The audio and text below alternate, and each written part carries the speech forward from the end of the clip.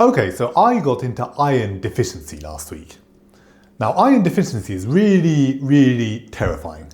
I've never had it before, which is somewhat surprising given how many random supplements I've taken and how many random deficiencies I've got into over the last 15 years or so. But this was my first time in iron deficiency. And I don't really think people understand it properly. At least my doctor didn't really understand it. Like most people think of iron deficiency as just anemia, or you can't make your red blood cells effectively, or your hemoglobin doesn't get made correctly. But it is a lot more than that. Iron is incredibly essential for a lot of processes in the body. For example, glycolysis. So if you don't have any iron, you can't make energy from your sugar.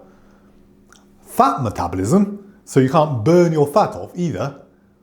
And of course, the thyroid, which is becoming somewhat the theme of my channel, but your body temperature will drop incredibly. So if you don't have any iron, even if you have enough red blood cells, suddenly you can't make any energy from either sugars or fats, and you become incredibly cold. Which, for me, it came on very suddenly, and I went from basically being fine when I got on the bus to feeling like I was dying when I got off the bus. Just shivering and having no energy and could barely walk. And I stumbled home, and thankfully I guessed that it was iron deficiency, and I took an iron supplement and recovered. But it's quite a scary one.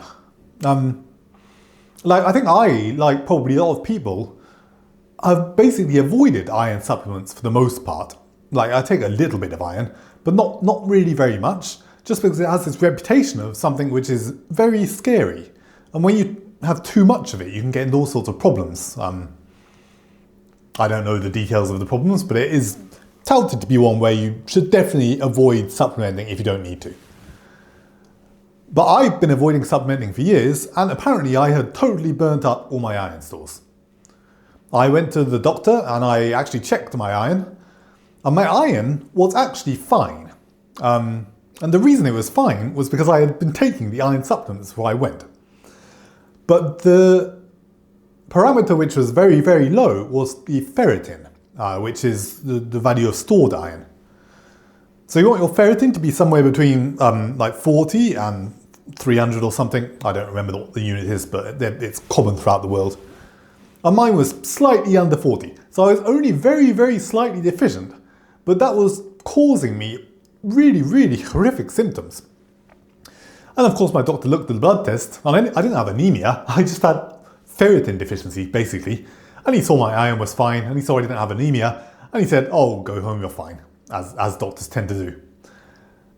But yeah, I have since researched quite a lot about iron deficiency, and it is very possible to have iron deficiency without anemia, and it is quite serious as well. And you have to judge it by your ferritin parameter. So if your ferritin is much below 50, no, I think even below 100, there's quite a lot of room to improve on that potentially, which was the state I was in. So at the moment I have massively upped my iron supplementation, and I will go back to the doctor and check my ferritin periodically so I avoid getting into too high range. But I'm feeling a lot better now, but it is one to very much watch out for.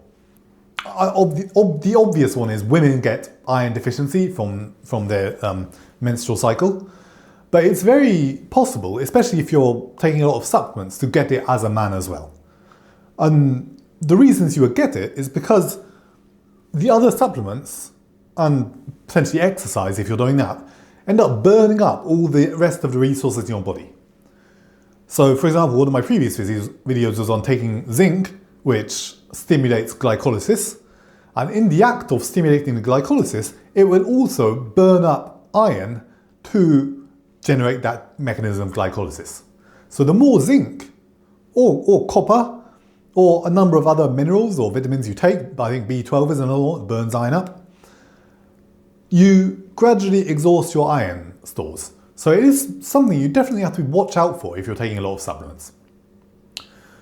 But yeah, that was one new one for me. I hope none of you ever get into that troubles, but if you do, have an iron supplement on hand, because I promise you, if you get into the situation where you need it, you'll want it far quicker than Amazon can deliver it for you. Alright, that is all for today. Subscribe if you like the video, and I will talk to you later. Bye bye.